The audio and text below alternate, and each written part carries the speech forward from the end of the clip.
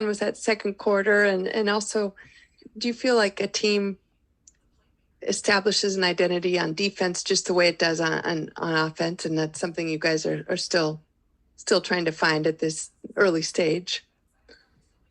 Yeah, I think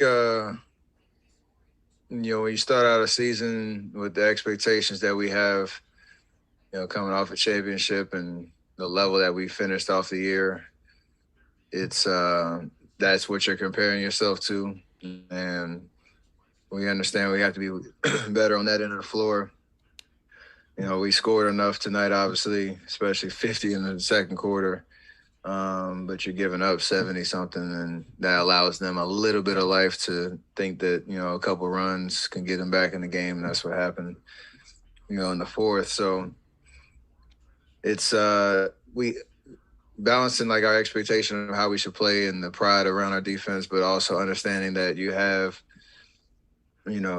6 guys coming off the bench that have established roles, for us this year that didn't necessarily have it last year. And you have to develop chemistry and get the reps in, and hopefully we can win in the process of learning. So, that's the process we have to go through, and we're going through it. Were you sitting in that fourth thinking you were done for the night? Yes. But I guess what was that like? I guess what did you see from the bench unit that allowed them to get back in it and going back onto the floor for that fourth? Were you guys cold? I mean, did you sense you guys were kind of cold? Kind of the same thing. Like, we have 5 guys out there that they're in a spot of opportunity, but it is a tough spot to, play at the level that they need to on both ends of the floor. So if you're, fouling, not getting stops, and we kind of got lulled into a little bit of ISO ball a little bit where, the ball doesn't move and you don't make them defend on the other end. It's the perfect recipe for a comeback.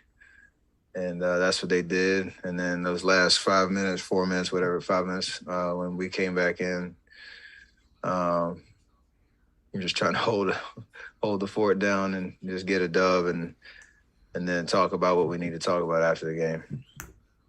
Steve had a timeout with 9 minutes left in the fourth quarter, looked pretty frustrated. Talked later here about kind of just the defensive effort or lack thereof, especially with some of the second unit guys, the young guys. How do you relay to the younger guys who have such a bigger role this year that every second matters, even in a game where you do score 50 points in second quarter, you're up by 26, just sending that message to those young guys? I mean, we can say it and we can tell them, hey, when 2012, we went through this too, but you have to feel it. And that's part of the growth of, young guys trying to understand how hard it is to win in this league. Like, you can look at the team coming in 0-2. They're going to fight. They're going to have, a sense of pride of trying to, get over the hump. And no matter what the lead is, they're going to compete, especially with Mike B and what he's preaching over there. So it's a great lesson of, we make it look easy at times. And that's built over, a decade of work and reps. So it's really hard to win in this league. And to sustain that 48 minutes is a long time. And like you said, every detail does matter. So you have to feel it and get exposed a little bit to understand what it means to win. Steph, once the second unit with the young guys and the new guys does start to come together, they build that chemistry. What do you think is the ceiling or potential level of your guys' bench this year? I mean, there are a lot of positives tonight. They showed it in the second quarter. Beginning of the second quarter, I think they grew the lead, the first 5 minutes or so. So there's enough film to show them, what that effort does look like, but you have to be able to sustain that and take it night after night. So we could have the best 11-man rotation, in the league and have the blessing of, riches of who you want to throw into the rotation. But you have to earn that. And, we're going to go through that process. You connected with Wiseman on a pick and roll, I think, in the first quarter. You did plenty of that when he was a rookie. What are you seeing with him differently in that kind of action now compared to a couple of years ago? think he's understanding timing, sacrificing his body to set good screens. I even like the offensive or the Eagle screens he gets because he's trying to understand angles and timing and, positioning and all that.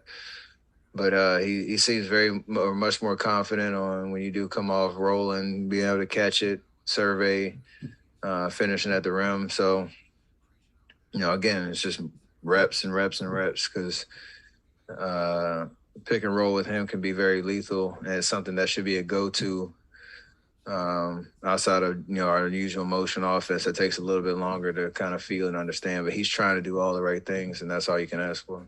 Would you like to get more, I guess, two-man action with him? Oh, the age-old more pick and roll question. Yeah, let's run pick and roll every possession. See what happens. Not Steph, really, though. Along the lines of things, coming together and things taking time and chemistry and all, Draymond and Clay have also been on a minutes restriction early on. So does that sort of, you don't get in quite the same rhythm yet until they're playing their regular time too, right? I mean, that factors into it a little bit. 100%. We knew that going into the season, however long it was going to take for them to get to their usual runs and the patience that comes with that to know everybody's going to have an opportunity. I think for Draymond, he's found, that burst when he's out there pushing in transition, his defensive presence, but he's playing with a lot of energy in those minutes.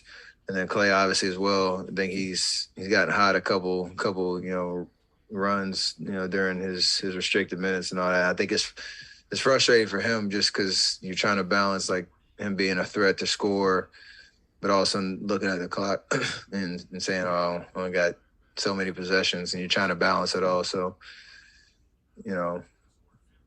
it's part of where we are and what's necessary to keep the big picture in mind. But, there are some frustrations around that for sure. You want to play. Everybody wants to play. Your five-man starting lineup had never played a second together before the playoffs last year. How quickly do you remember that kind of clicking? And, I mean, you guys really, since the playoffs, been pretty much the best five-man unit in basketball. Does it feel that way? Yeah, we won a championship, and a lot of that is because of, how we performed. It's, again, built on the experience of knowing, how we play over the course of the last decade, Loon and Wiggs plugging holes and playing at a very high level, with us three. So there's a lot of confidence in that, no matter what the situation is, we can find a lot of chemistry there and carrying that over into this season, even with the minutes restriction stuff. So they're a burst of what we're capable of, and you have to continue to, just focus on that through this early season process and hopefully win a lot of games along the way.